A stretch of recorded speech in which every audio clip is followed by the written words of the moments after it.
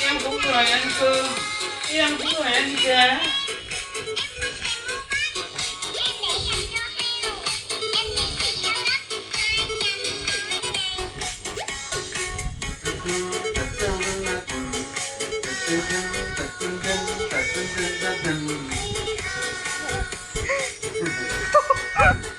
Đứng đây nhảy tiếp.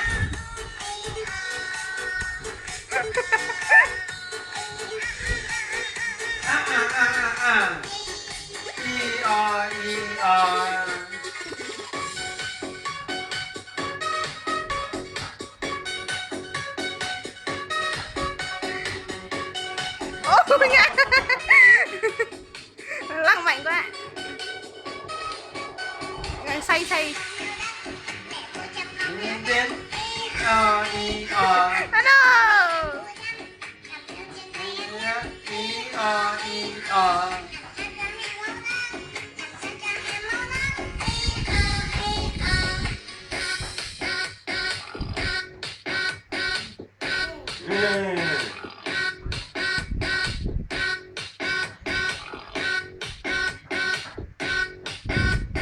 Người xế cả áo.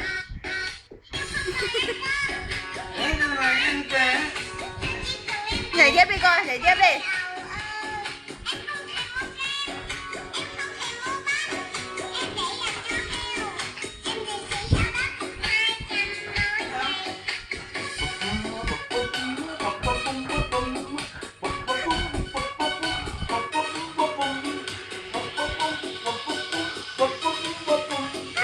Không nhảy cũng ngon mà con.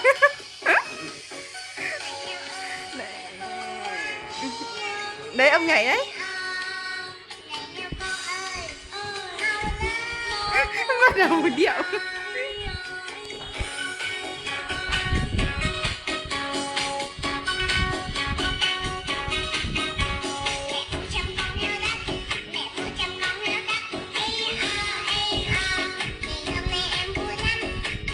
Không nhảy nữa à?